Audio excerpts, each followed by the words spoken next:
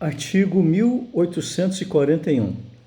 Concorrendo à herança do falecido irmãos bilaterais com irmãos unilaterais, cada um destes herdará metade do que um daqueles herdar. Então vamos lá. Irmãos bilaterais e irmãos unilaterais. Irmãos bilaterais, também chamados de irmãos germanos, são aqueles que são filhos do mesmo pai e da mesma mãe. Irmãos unilaterais são aqueles que são filhos ou só do mesmo pai ou só da mesma mãe. O que nos interessa aqui é o autor da herança.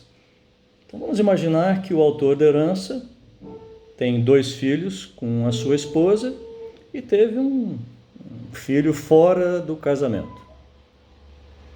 Então esse filho fora do casamento é, em relação a esses 2 filhos havidos no casamento, irmão unilateral. Ou seja, eles são irmãos, como nós dizemos, são irmãos só por parte de pai, né? Não são irmãos por parte de mãe, né? Como popularmente nós falamos. Falece o autor da herança. Como é que nós fazemos nessa situação? Concorrendo à herança do falecido irmãos bilaterais, nós não estamos falando aqui da herança do pai ou da mãe, nós estamos falando da herança do irmão. O irmão que é bilateral, germano, herda o dobro do que herda o irmão unilateral. Ou seja, eu tenho um irmão bilateral e um irmão unilateral. Quando do meu falecimento, o meu irmão unilateral vai ter que herdar metade do que herdar o meu irmão bilateral. Então, como é que nós vamos conseguir fazer essa conta? Simples. Ele vai herdar uma parte e o outro vai herdar 2 partes. Então, nós temos aqui 3 partes. De forma que o irmão unilateral vai herdar 1/3 e o irmão bilateral vai herdar 2/3. Existem alguns doutrinadores, né, que fazem crítica a esses dispositivos, dizendo, mas a Constituição não distingue os filhos. Mas é um raciocínio, inclusive tem uma doutrinadora que foi desembargadora no Rio Grande do Sul, não lembro do nome dela, né, mas que defende aí com unhas e dentes que esse dispositivo seria inconstitucional porque ele trata de forma distinta os filhos quando a Constituição impede o tratamento diferenciado dos filhos. Só que aqui não é tratamento diferenciado dos filhos, aqui é tratamento diferenciado dos irmãos.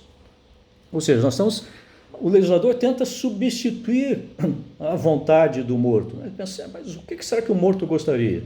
Então, provavelmente o morto ia pensar, poxa, eu tenho meu irmão bilateral, que também é filho tanto do meu pai quanto da minha mãe, para isso eu vou deixar um pouco mais do que aquele que é filho eventualmente só do meu pai ou só da minha mãe. Se imaginou dessa forma. E se o sujeito não pensa assim?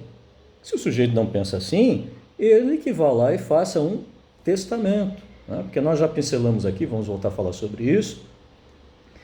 Quando não existem herdeiros necessários, pode-se deixar tudo em testamento. E se eu estou falando que o irmão vai suceder, significa dizer que não existem herdeiros necessários. Lembram? Só vamos chegar nos colaterais se nós não tivermos descendentes, ascendentes ou cônjuge, que são justamente os herdeiros necessários. Então, vejam, o cidadão pode deixar só para o sobrinho. Mas a lei diz que chama o irmão. Mas no testamento ele pode deixar a sucessão legítima de lado, salvo no que diz respeito à legítima em havendo herdeiros necessários. Não havendo herdeiros necessários, e ele só tem, ele tem lá 3 irmãos e um sobrinho, ou um primo, ele pode deixar só para o primo. Vejam, ele pode deixar para o dono do boteco da esquina, se ele não tem herdeiros necessários. Tá? Então, me parece assim que essa reação, querendo trazer uma inconstitucionalidade para isso daqui, é um equívoco muito grande, né, de parte da doutrina. Não vejo nenhuma inconstitucionalidade nesse dispositivo aqui. 1842. Não concorrendo à herança irmãos bilaterais, herdarão em partes iguais unilaterais. Vamos imaginar que o sujeito é filho lá do primeiro casamento, o único filho. Do segundo casamento, o pai teve 5 filhos. Esses 5 filhos, 5 irmãos, então, agora, do autor da herança, vão herdar em partes iguais, porque todos os seus irmãos são unilaterais. Agora, se daquele primeiro casamento nós tivermos um filho, aliás, 2 filhos, né? Significa dizer então que o autor da herança deixa um irmão bilateral, germano, e mais aqueles 5 irmãos do segundo casamento. Nós vamos ter que fazer um cálculo de forma que este herde o dobro do que herdam os demais. Como nós vamos fazer isso? Nós vamos então ter que considerar o número de herdeiros. Aqui então são 6. Dobrar por 2, temos aí 12. Um deles então vai ter que ficar com 2 partes, né? Com o dobro dos demais. Então ele vai ficar com 1/6, enquanto os demais vão ficar com o mesmo percentual.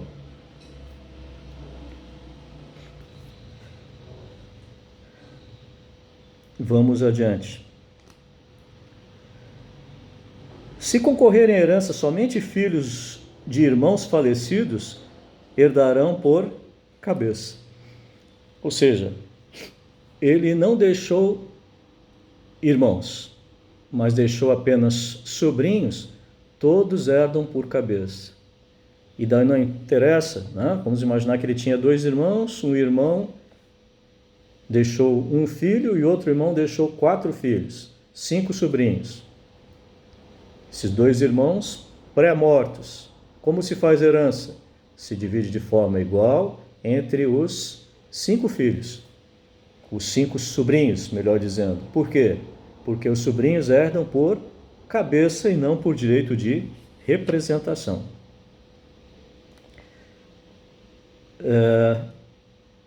Na falta de irmãos, herdarão os filhos destes, e não os havendo os tios. Vejam, os tios são parentes? São, na linha colateral. Os sobrinhos são parentes? São, na linha colateral. Em que grau? Os sobrinhos nós já vimos, em 3º grau. Ou seja, pai 1, irmão 2, sobrinho 3. Sobrinho é parente na linha colateral em 3º grau. E o tio?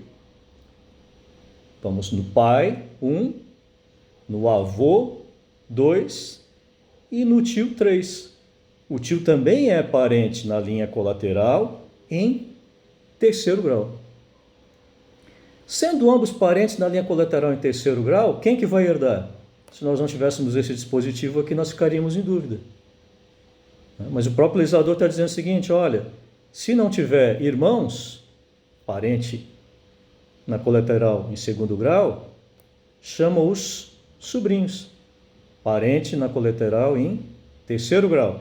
E, se não houver sobrinhos, chamam-se os tios, também parentes na linha colateral em 3º grau.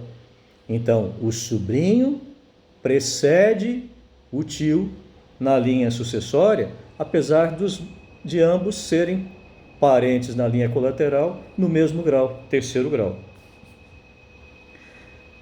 Se concorrem à herança somente filhos dos irmãos falecidos, herdarão por cabeça. Já tínhamos tratado disso, né? Se concorrem filhos de irmãos bilaterais com filhos de irmãos unilaterais, cada um destes herdará metade do que herdar cada um daqueles. Então, para os sobrinhos, nós também vamos adotar a mesma regra. né? Se eles são filhos de irmãos bilaterais ou de irmãos unilaterais. Se filhos de irmãos unilaterais, vão herdar metade do que herdarem os sobrinhos do irmão bilateral ou germano. Se todos forem filhos de irmãos bilaterais ou todos de irmãos unilaterais, herdarão por igual. 1840. Não sobrevindo cônjuge ou companheiro, nem parente algum sucessível, ou tendo eles renunciado à herança, essa se devolve ao município ou Distrito Federal, se localizada nas respectivas circunscrições, ou à União, quando situada em território federal. Daí nós já tratamos disso, né? Lá quando estudamos a questão da herança jacente, né? Aquele que é deixado e não aparece nenhum desses herdeiros aqui, então vai suceder, né? Como se herdeiro fosse o município, Distrito Federal, ou nós não temos mais a situação aqui de território, então herda o município ou o Distrito Federal, de acordo com a situação dos bens deixados pelo autor da herança.